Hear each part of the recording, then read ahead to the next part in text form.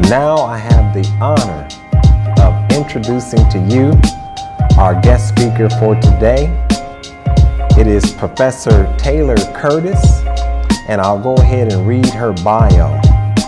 Professor Taylor Curtis is a dynamic, strategic, big picture thinker with a proven record of accomplishments. As the United States of America's youngest known tenured assistant professor, Taylor Curtis is exceptionally skilled in teaching and providing student instruction in psychology, social justice, equity, specific to Black studies, and anti-racism. Please welcome with me, Professor Taylor Curtis. I am here today to talk to you about Black women versus the American healthcare system. I say American lightly because we use this term very loosely, as if American is referring to only those in North America and the United States of America, as if we don't have several other countries and systems of Americas on this side of the earth. If you go to another country, they may look at you a little strange when you say that you are American, as they ponder whether you are from South America, Central America, Canada, Mexico, or the US.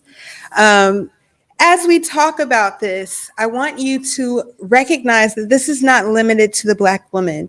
A lot of what we talk about is going to circle around what we call intersectionality, and it's going to be applicable to many different walks of life. But we're centering on the Black woman today, as that is something that we do not talk about nearly enough. Now, that term I used, intersectionality, is something that we use often in psychology and sociology to talk about the different parts of us that intersect to make us us. Indeed, I stand before you in a skirt. That does not mean I am only woman.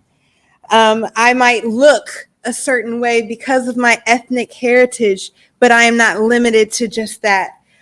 Group memberships for intersectionality might be your ethnicity or your gender. It might also be your sexual orientation or your nationality, your religion, your socioeconomic status, meaning how much money you make, because that does play a role in how you're able to navigate society. We could look at our ability or disability status, physically and mentally, regarding disorders or conditions that we might have. We can talk about our affiliations, because sometimes that plays a role in who we are as well. But all of these things overlap, and they work together to make us us. However, all of these different areas all function differently in society. Some of these areas may function at a higher level where they have more salience or ability to navigate a lot easier than others. We say that because some of these groups have what we call privilege. Now, privilege is a dirty word around these parts. When people say privilege, they immediately think money, and they go, no, no, no, no, no. I did not have any of that. I wasn't born with a silver spoon in my mouth. I struggled, or I had to work really, really hard. I had to get it up out of the mud, or I had a lot of different things go wrong in my life. That's not what we mean by privilege. Right. Privilege is referring to some type of immunity, some type of special right or an advantage that you have just because of the group that you belong to. When we look at this list of intersectionality, we could talk about areas where we know different groups carry privilege. If your gender, for example, is male, perhaps you were born with testes, not only is there privilege in some of the different monthly issues you may not have to deal with that some of us with ovaries deal with, but there's also privilege because society has granted men the right to make decisions that women are not allowed to make, whether that decision was whether they could go to school and graduate, whether they could vote, whether they could pay for certain feminine products that they need. All of these decisions were made by men. All of the rules were made by men, and they were maintained by men in a way that disproportionately impacted women and created a disparity for women that does not exist for men. Now, granted, we could talk about other genders that now exist, and we could talk about many other issues. But again, today's focus is on the woman. When we look at other areas of intersectionality, we can look at our nationality. Those who are born here in the United States have special rights and advantages that other people don't have. If you've ever watched 90 Day Fiancé, you'll see people who have to get a visa to come here to marry the person that they love, or for you to go to another country to marry that person. But that visa does not allow you the right to work. So imagine trying to start a family and only one income is even allowed to begin with. There are different advantages that we see regarding religion. Obviously, in this part of the world, those who reflect any type of Christian faith, regardless of whether that is Catholicism or whether that is Mormonism or whether that is Lutheran or Protestant or Baptist, it does not really matter what denomination or what focus of Christian faith. Those who believe in God and who have a Christian faith in this country are treated with advantages as opposed to someone who is atheist or someone who is Muslim. When we look at socioeconomic status, we all know that the money plays a role and that money provides opportunities that everyone is not always granted. We also recognize that when it comes to race, there is no such thing. It's a human concept that was made up by the human race as a means to categorize individuals so that one can hold power and the other cannot. But the reality is that if we tested all of your genes today, we would recognize that they all go back to Black people in Africa, all coming from the same lineage. And we could also recognize that that means that we are all connected. Yes. And despite those connections we all have, unfortunately, we don't view those connections one and the same. And because of that, and because of intersectionality, there are some people that have more disadvantages than others. For example, for me to be Black and to be woman means that not only am I going to have difficulty navigating the world as a woman who is not white, but I will also have difficulty navigating as a woman. We're going to talk a little bit about what that looks like. When it comes to ability or disability, if you walked in here today, if you can stand up on your own 2 feet, you have a privilege that no one else has to think about. You don't have to think about whether or not this grocery store has a ramp for you to wheel yourself in. You don't have to think about whether the bathroom is wide enough for your wheelchair to get into that friend's house. You don't have to think about whether that transportation is going to be able to carry everything that you come with. That's something that we don't think about if that's the case. Some of us are visually impaired. That would be me.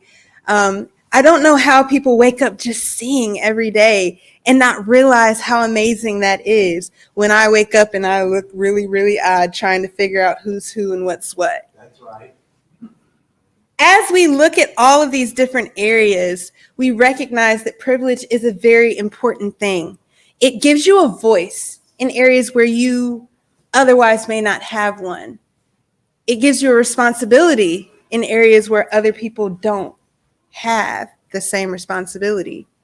And when we look at our intersectionality, we see that the Black woman has been under attack for more reasons than one for a very, very long time.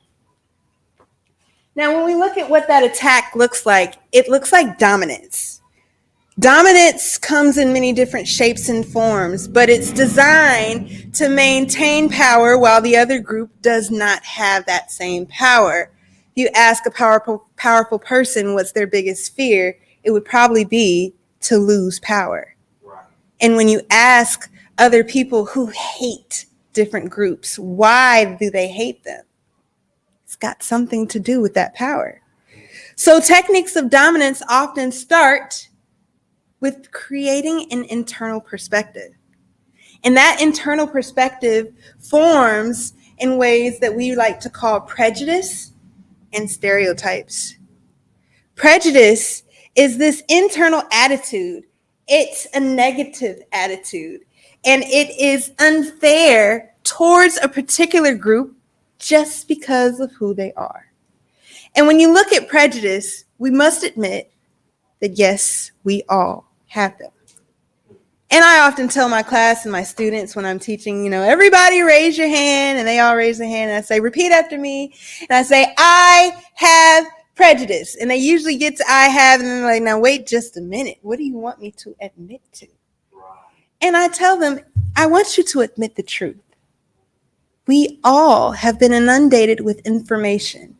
From the time we were children until the time that you're listening to the sound of my voice, we have been socialized by our society to believe certain things, to understand things in a certain way, and to carry certain perspectives.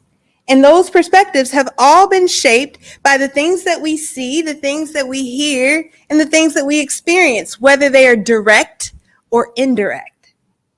So whether it was a joke, oh man, you hit like a girl. That's a message. It's a common joke. We hear it often. You hit like a girl, you swing like a girl, you throw like a girl. And the underlying message is what? That women are weak. And you're being weak right now. For a little girl to hear that joke, she's receiving a message about herself that she may not even be consciously computing. But she's receiving it within her. That life force energy, our spirit soaks those things up. And then you wonder why teen girls struggle so much with their identity and self-esteem. When we look at prejudice, that negative attitude, we've definitely seen it towards women. Women can't do this, they can't do that. And one of the easiest ways to identify it is if you take a man out on the road and watch him drive. Most prejudice towards women, Asian drivers, and elderly people come out on the road because people go, why is she turning like that? It's gotta be a woman. When we see that negative attitude go unchecked, it becomes negative actions. So it's okay to admit that we have prejudice, but what's not okay is to let us go on every day without thinking that we have to bring that into submission.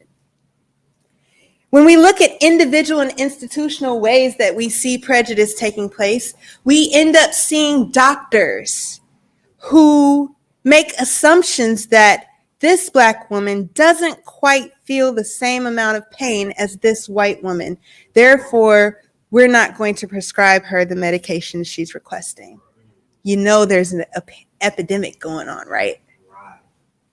What this might look like within a scientist is this is for research instead of looking at someone as a human being.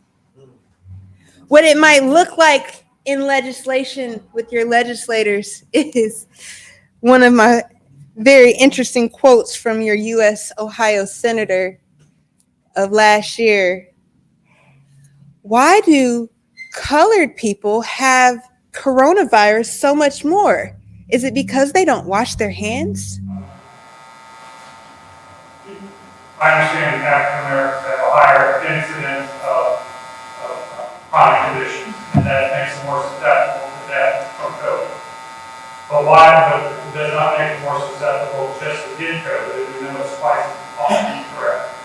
Could it just be that African Americans or the colored population do not wash their hands as well as other groups, or wear masks, or do not socially distance themselves? Could that just be the explanation of why the high incidence? That legislator, our senator, was also an emergency room doctor. When we look at our judicial system, our healthcare system, our educational system, what we see embedded from the curriculums and the textbooks to the way the information is presented, to the way that you're graded, to the way that you are promoted, graduated, suspended, detentionized. I don't know what's the word for that. We just made it up. It's detentionized today. When we do all of these different things, that prejudice comes peeking throughout every step. So when you grow up learning that your history starts with slavery, you start off with inferiority. when you grow up learning that women weren't allowed and that's girls don't do that, you start off with inferiority.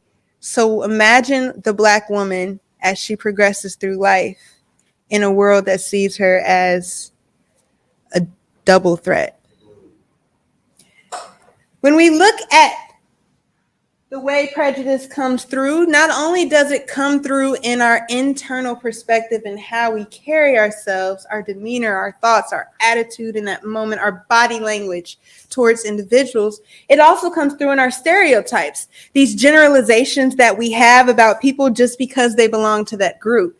And so we repeat these things in terms of jokes or just in talking and conversation, or we depict them on our TV shows and our movies, in our books, in our music, and in other areas, until people believe that this generalization really applies and creates this monolithic group that everyone's supposed to belong to.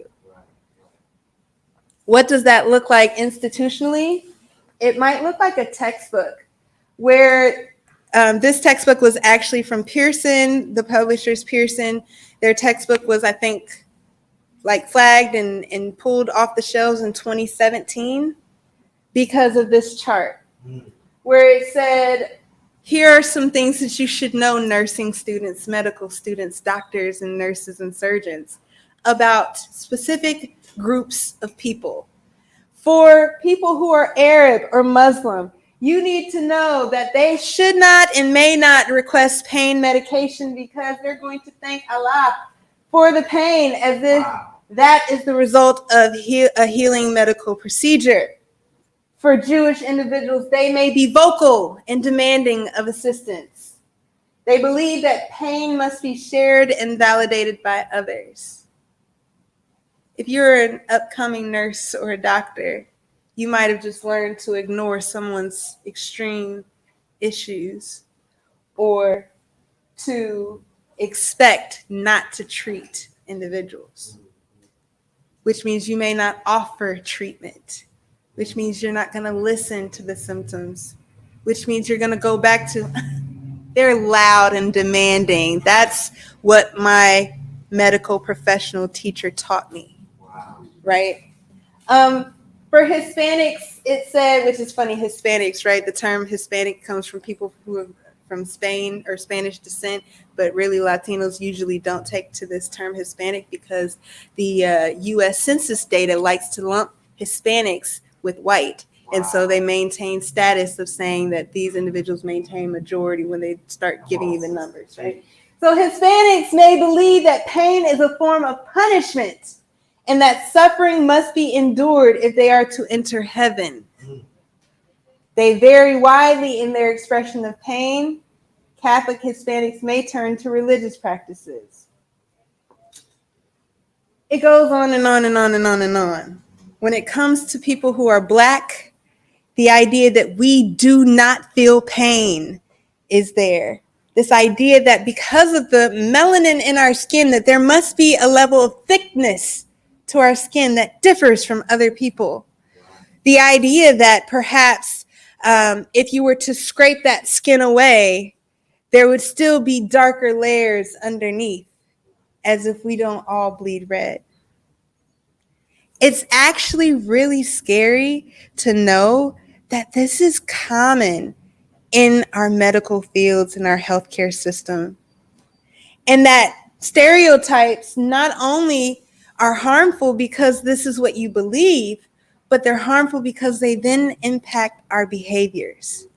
From there, the next technique of dominance that we see expressed is discrimination. And discrimination is the unjust or prejudicial treatment of different categories of people.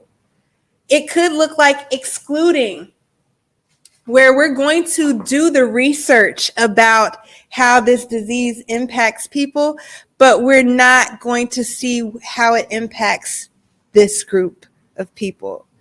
Which, by the way, when we look at some of the dermatologist books, we actually see that Black people's skin is not depicted with most diseases. And so the melanin in our skin causes diseases to show up a lot differently. But you're dermatologists may not have learned how to distinguish because of the textbooks that exist. Oh, but don't worry. If you're a Black man, you will definitely have luck because Black men are depicted the most when we look at sexually transmitted diseases within those textbooks. Discrimination might also look like ignoring. I have a story about that later that I'll share. It might also look like avoiding, where maybe they avoid asking you certain questions because they don't feel like doing the dance, whatever that means. It might be threatening. One of my experiences that I'll share now is that I'm an asthmatic. I have asthma. And so that means that there are moments where my breathing becomes difficult and I've had an asthma attack. I also am a psychologist and I've also had panic attacks. And if you know anything about one or the other or the two, what you would know is that they increase your physiological arousal. You have shortness of breath. Your heart is beating really, really fast. You could pass out. A lot of times people do. Some people could stop breathing and all these other horrible things that could happen. So I had a panic attack and an asthma attack at 4 a.m. and I live approximately a block over from an emergency room. So I was able to get someone on the phone enough to calm me down enough to get to the emergency room. When I got there, because I was dressed in sweats and my hair was probably, I don't know, in a ponytail or something like that, not only did they see a Black woman, but they saw a young Black woman that they didn't think could advocate for herself. When I told them exact medications that I needed and exact treatment that I need, because I'm an asthmatic and we all know what we need, they told me, "You're fine. You don't need any medication. You can actually go home." And not only were they ignoring me, but that was threatening because my life was at risk. We also see discrimination come in the terms of ridiculing. I can't tell you how many individuals have shared their stories of being at the doctor's and not being treated properly, or their business being told out loud, or all these other things.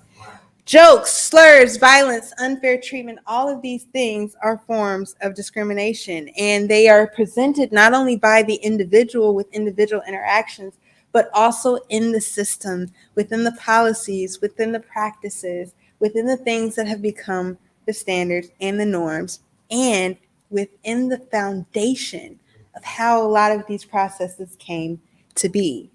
One of the most common ways we see the attack of Black women is through microaggression.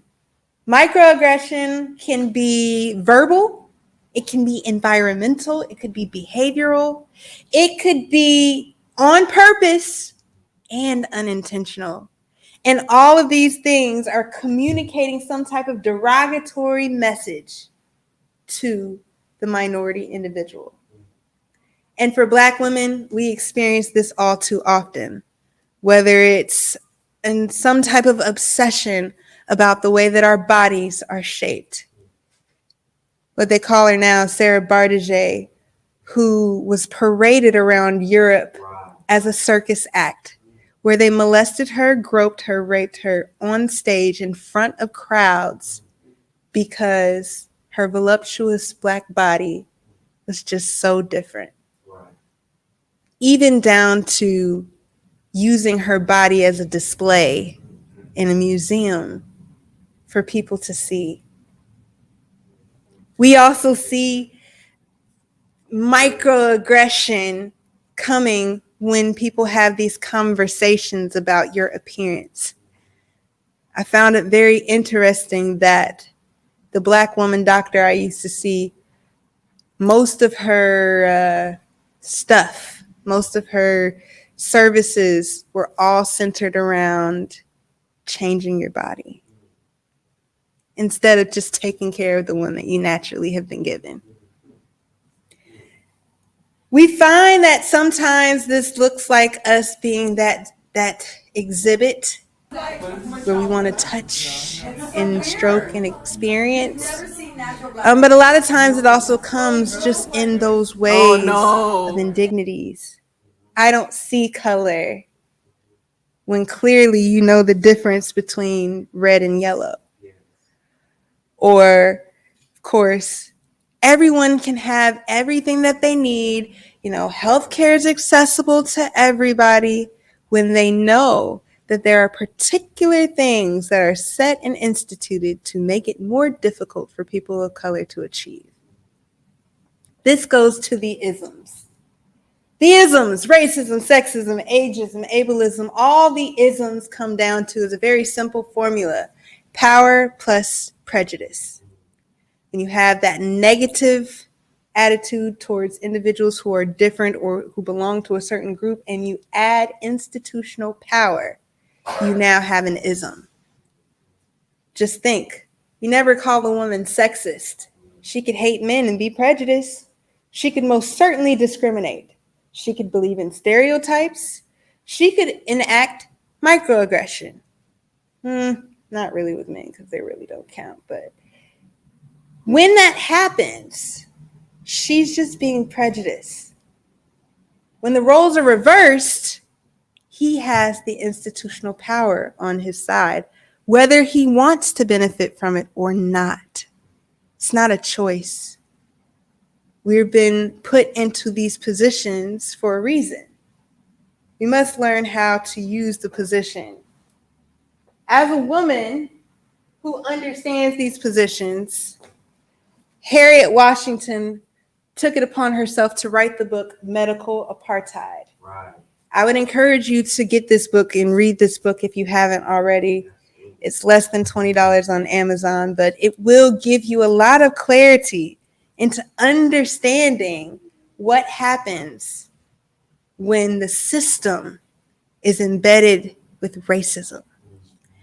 Medical apartheid was her way of exploiting all of these surgeries, procedures, tools, autopsies, dissections, exploitations, deaths, harm, lies, and more of people of color at the hands of the United States healthcare system. Right. Willie Lynch was a guy they said wrote a letter. And if you read that letter, you'll hear one plantation owner sharing with other plantation owners ways to avoid losing property. They wanted to salvage the issues that they saw where they had to kill individuals who were enslaved because they just would not acquiesce. And so William Lynch came up with these different ways that we see in place today. And although people debate whether William Lynch was real or not, it doesn't matter because we see the evidence right here in our faces. Willie Lynch said, break the body and keep the mind. His goal was to divide Black men versus Black women, older versus younger, all of these different aspects and characteristics that we have, light skin versus dark skin, coarse hair versus thin hair, all of these different aspects that he used. And one of the things he said was to attack the Black woman. Because when you attack the Black woman, and when you destroy the Black man in front of her, not only is it an attack on him, it's an attack on her, and she will break the children for you. And she will keep the cycle going in a way that this system would last hundreds of years. Hundreds of years later, we still aren't free. Federal lynching is legal.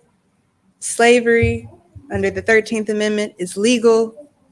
We see lynching on our streets daily, and we see apartheid as it's happening right here in our U.S. healthcare system. Right.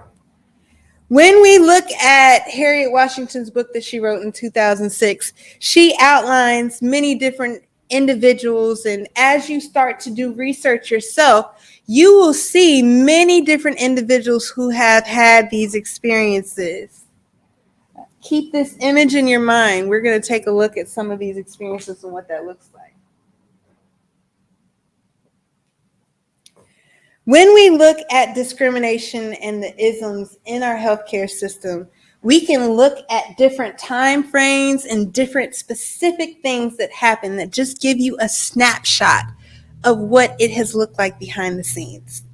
If you look at the Old South in the 1840s and the 1850s, you would hear about Samuel Cartwright. He was for slavery, and he created a couple of different mental health disorders specific to Black individuals. Drapetomania was one of them that said enslaved Black people develop an uncontrollable urge to run away. Right. Imagine that. And he created suggestions of treatment, which included, and I quote, beating the devil out of them. Right. Amputation of toes was also a suggestion. He also came up with another mental health disorder that explained the lack of work ethic exhibited by individuals who were enslaved. He also would suggest to work them hard in the sun, as that would somehow get them the energy that they needed. When we look into 1876, just a few years later, we can look at someone that you all may have heard of as the father of modern gynecology. J. Marion Sims actually was the president of the American Medical Association. So when you think about your presidents of the American Medical Association, you would imagine someone who has a heart, who is caring, who wants to take care of their patients. I don't think you would imagine someone who had 3 months of training, 2 dead patients, and then went on to begin to pry apart the skulls of Black children, because he believed that their skulls grew too quickly around their brain, so he would use a shoemaker's tool to loosen their skulls. Children. We have been under attack since birth. Not only did he do this, he also began experimenting. So ladies who go to the gynecologist and understand the role of a gynecologist to do checks to make sure that your reproductive system and all organs are functioning and behaving properly, all of the tools that you see utilized on you today were created by J. Marion Sims. He did surgeries on women without their consent, without anesthesia, and without proper treatment. He did a host of horrible things to these women. And as we all cringe about them in reading these books of the 1870s, the American government has done the same thing to the women at our borders. That's right. Within the last year. And of course, this individual right here is Vertus Hardiman. When Vertus Hardiman was 5 years old, not much older than the babies in the back, in Lyle Station, Indiana, Vertus Hardiman and 9 other children were told that they were dealing with an experiment about a cure for ringworm. Their school had them sign up. When they went to this ringworm experiment that the parents agreed to unsuspectingly, they ended up getting performed an extreme radiation experiment on those babies that the U.S. government performed because they were Black and isolated. It literally left holes in the children's head because it dissolved their bone matter. And they had to grow up, those who survived, living like this. Did y'all hear me say they went to the baby's school? Right. And recruited through the school to the parents? Fill out this form. How often do we fill out this form without even questioning what's happening? We can look at more of the isms by looking at individuals like that of the Tuskegee experiment in Tuskegee, Alabama. From 1932 to 1972, over a 40-year span, the United States of America stood back and stood by. They stood back and stood by observing Black men deteriorate and die because of the sexually transmitted disease, syphilis. They checked to see if the men had syphilis first, and those who did have syphilis were accepted into the program, and they disguised their services as health care. They offered hot meals. They offered a doctor to do checkups. They were told that they were going to get back shots, which were not vaccinations, but rather spinal taps to remove fluid from their spine. 25 years after the cure was discovered, they were still watching Black men die. For 25 years. 400 men, 40 spouses, 19 children, all impacted by syphilis, this sexually transmitted disease that's extremely deadly. Yeah.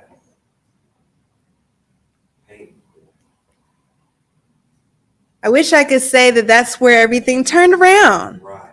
But around the time that the cure for syphilis was discovered, Guatemala started to experience a similar experiment. But this time, the United States government injected syphilis into 700 men and women.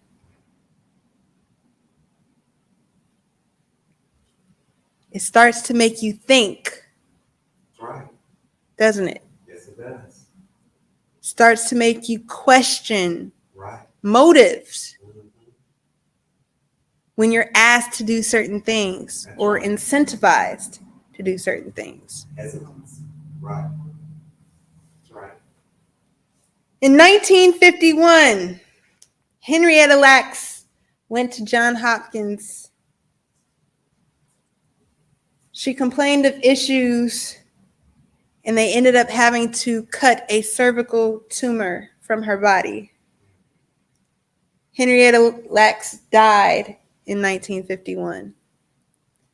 But the cells that were cut from her tumor, we now call HeLa cells, that were used for chemo, for the polio vaccine, cloning, gene mapping, in vitro fertilization, research into the genes that cause cancer, research into the genes that suppress cancer. They've also helped develop drugs for treating herpes, leukemia, influenza, hemophilia, and Parkinson's disease. They've been used to study lactose digestion, STDs, appendicitis, human longevity, mosquito mating, and the negative cellular effects of working in sewers. Wow. Many, many, many lives That's right. Henrietta Lacks saved, That's right. yet there was no pressure to save her. Wow. I have to give thanks for Henrietta Lacks because although she did not know that she would make an impact on so many of us, she's indeed made an impact on me. Right. For 7 years, I went to a doctor who was a Black woman. When I was looking for a gynecologist, I said, no, I want a Black woman. Because in my mind, I knew that our healthcare system has been at war with Black women. Right. That's right. And I thought if I could find an ally, then perhaps my journey wouldn't be so rough.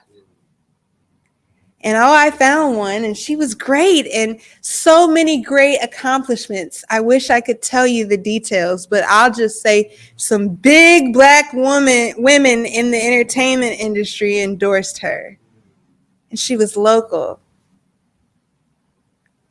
That first year that I went there, I said, hey, listen, I've been experiencing excruciating cramps since I was 13 years old.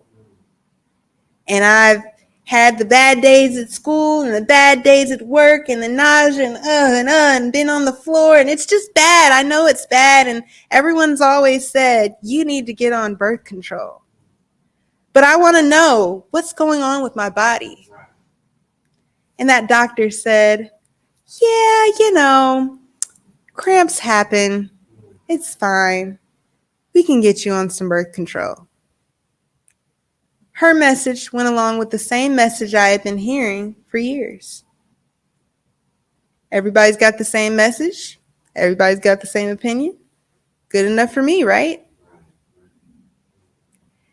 Fast forward to the end of that appointment where she says, well, I do feel something kind of weird here.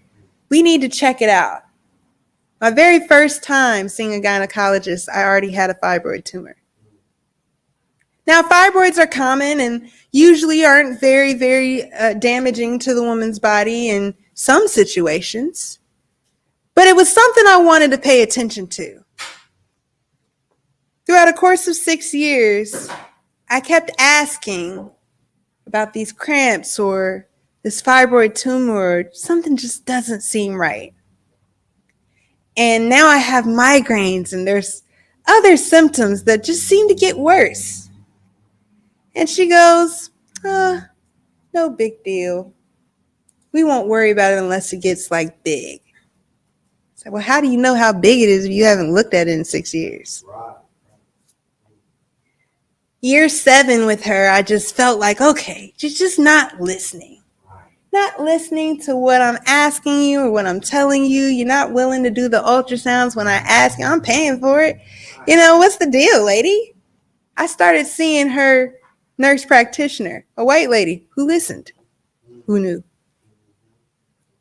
But last year during COVID, things got a little sticky, and I decided to leave that doctor and go to a new doctor who wasn't located in a hospital that required me to come in for appointments. When I went to the new doctor and shared the same symptoms, my doctor immediately said, I think you're going to have surgery. In November, I had that conversation. In January, I had that surgery. Come to find out, I have stage 4 endometriosis. For 7 years, that Black woman doctor told me that I was just fine. And because she looked like me, I believed her. Endometriosis is a very curious condition. 1 in 10 women have it. I wonder how many Black women have it.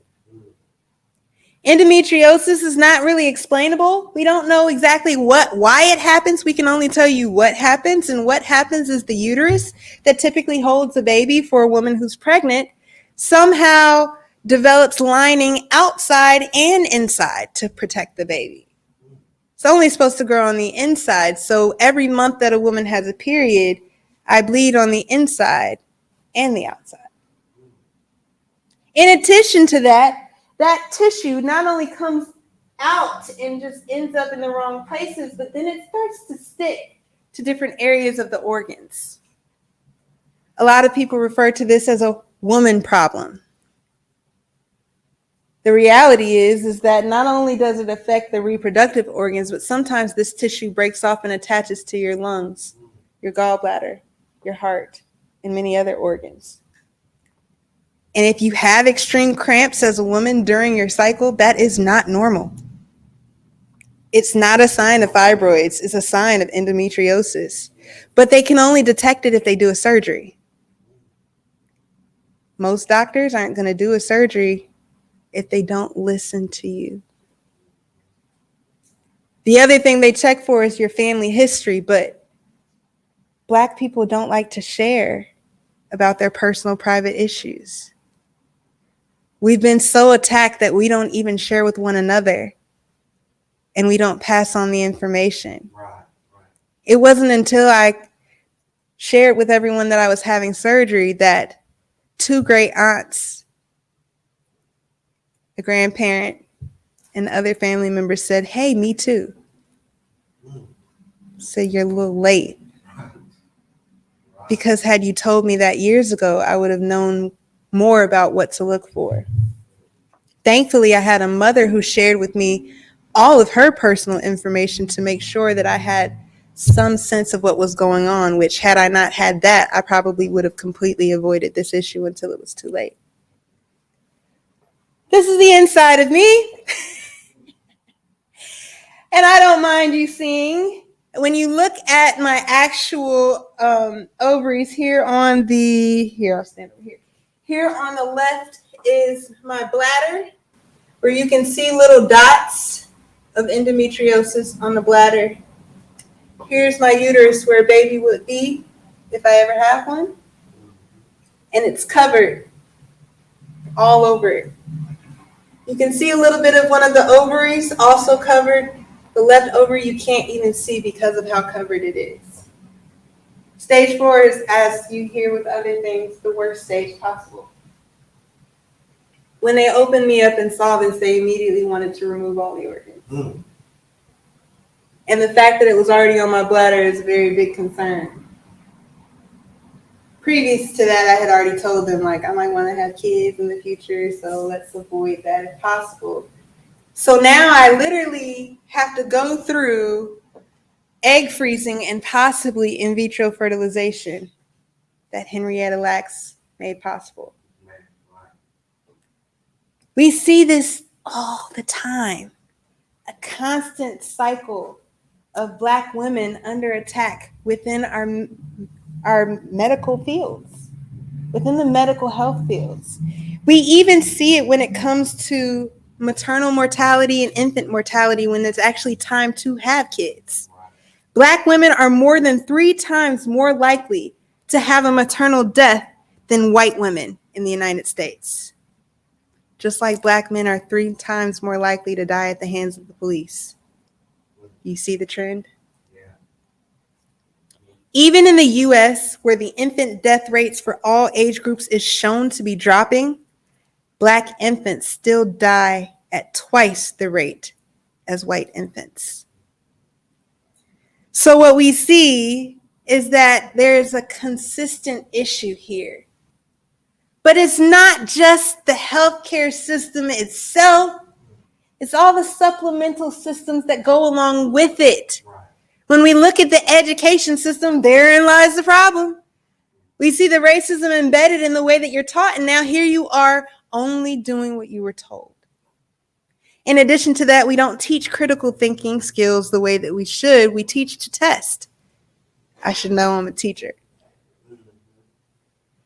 Oftentimes, people do not have the skills to even be able to decipher and analyze information because they haven't been taught. Right. Knowledge is so important. It's the utmost foundation that you need. When we look at these systems at play, we also see that system is impacted by your economy. You look at the racial wealth gap, you will see that we have lost generations of wealth. And that gap is so significant that we would not be able to catch up for years and years and years. Right. With policies from everything from the sharecropping policies and Andrew Johnson's land policies to the Social Security Acts and all of the many other things that have taken place to how housing covenants and restrictive housing covenants have been in function to redlining to make sure that the good marketplaces and the good stores are only in the good neighborhoods, which is why we're here at Gem City Market. Right. Yeah. Y'all can clap for that. Gem City Market was an answer to the problem. To be able to, for $10 a month, have your own personal grocery store for us, by us. That's right. That has things that are going to be healthy for us, that get you back to the original type of diet that we should be on all along. Yes. I know. You love the American burgers and your chicken wings. But the plant-based diet is where we come from. I didn't say I was vegan. I have not been that disciplined yet. However, what I will say is knowledge is power. When you know that the average meats at the random grocery stores, or not even real stores, the Save-A-Lots, the AMPMs, the Main Marts, the Mini Marts, all of those markets, when you know that that meat has been expired, that the tumors have been cut out of it, that it's been repackaged and it's not even the right color, that says something about why diabetes and heart disease is so high in the Black community. It's not because we're Black. These are not genetic diseases as in you're automatically going to have them because a person in your family has them. You're more likely to have them because of the lifestyle. That's right. So when we start looking at the expired foods and the foods that have been altered, or the foods that have been chemically and genetically altered, that have hormones and things in it, people didn't used to have issues with milk until recently. That's right. Now lactose intolerance is very popular in the Black community. What changed? When we start to unpack the many different aspects of life that play a role, we realize that it all comes back down to intersectionality. The different groups you belong to, the different aspects of life that play a role in your walk, played a role in what you eat on the regular, where you can shop, what access you have, the access to the knowledge. How do I know how to cook? I know how to cook because my mama taught me.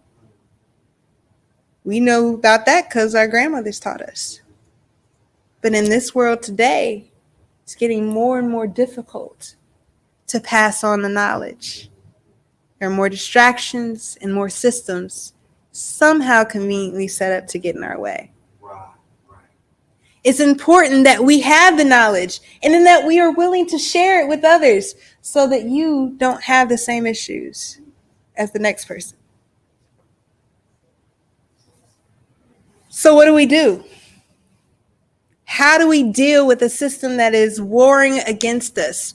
What are the weapons we can use to fight back? Advocacy. It is important to do your due diligence.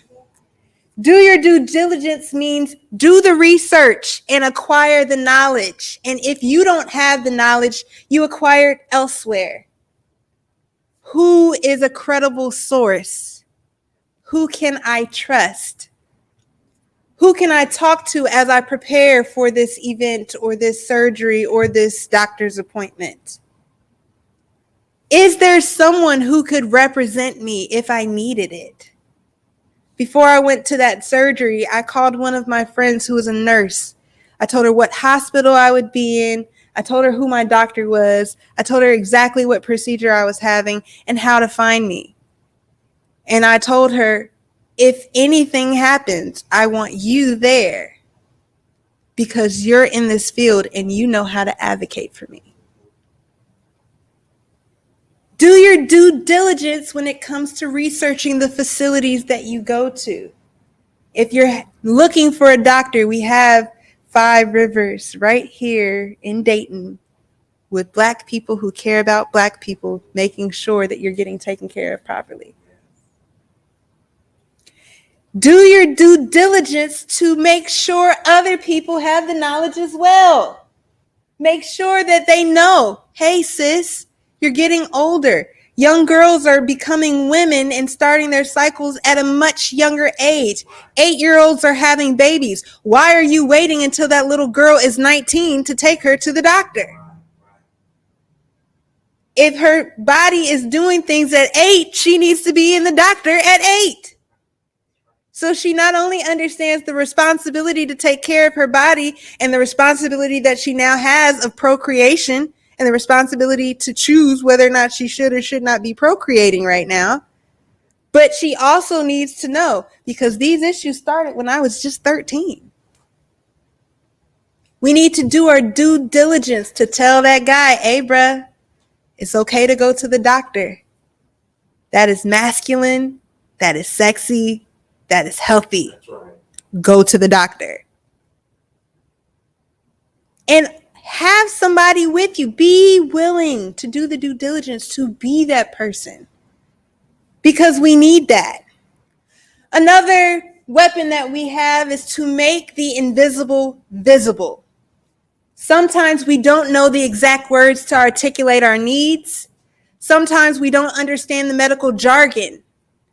Again, calling spinal taps back shots was an easy way to say, oh, don't worry, you just need this little vaccine.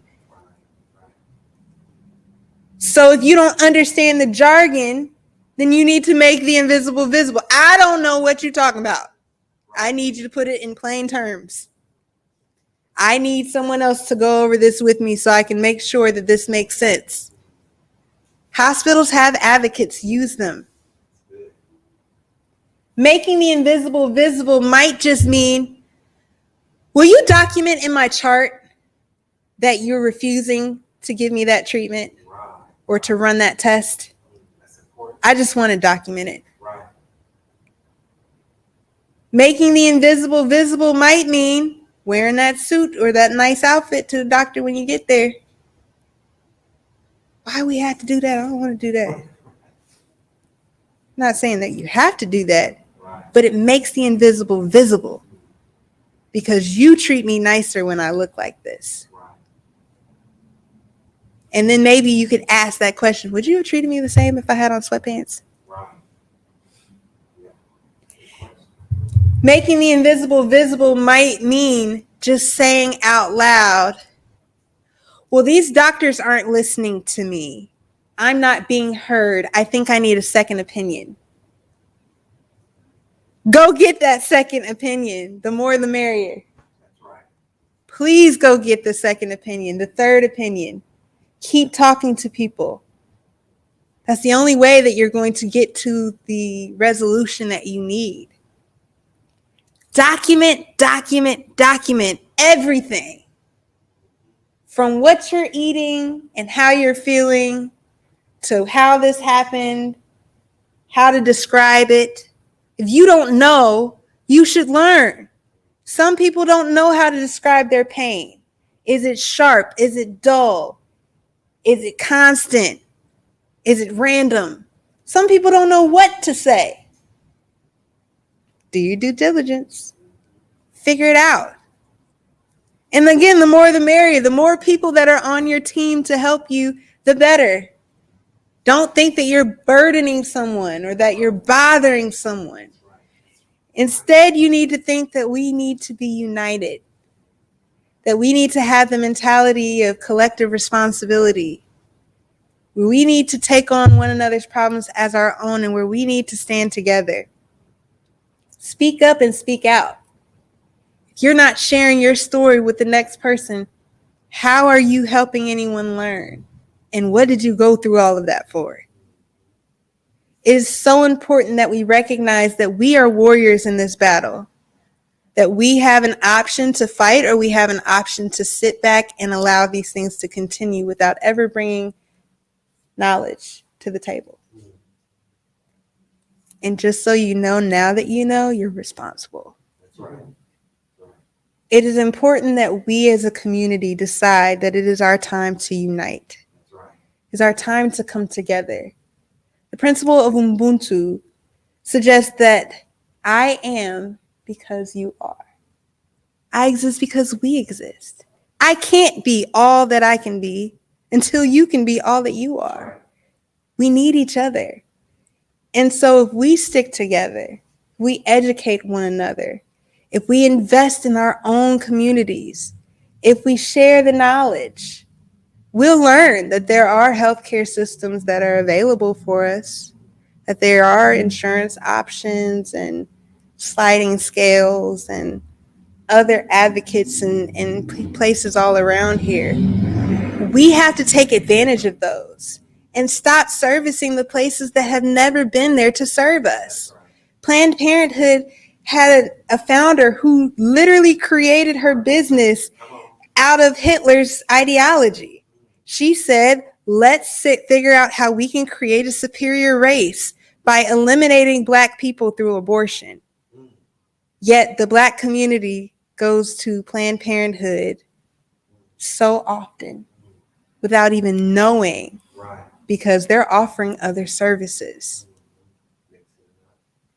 They're never just going to tell you, we don't want you here. That's right. They never have. That's right. It is important for us to use the knowledge.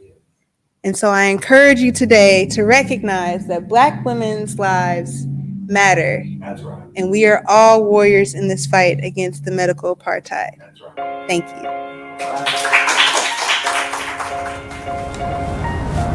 Thank you all for joining us for our first Knowledge Cypher conference. We were fed well by Professor Taylor Curtis, and we look forward to having more of these conferences as we go on through the year. Please like and follow us on our social media platforms, YouTube, Facebook, Twitter, and Twitch. You can also join our Patreon platform for as little as $3 a month. That will help us to, of course, produce these powerful programs.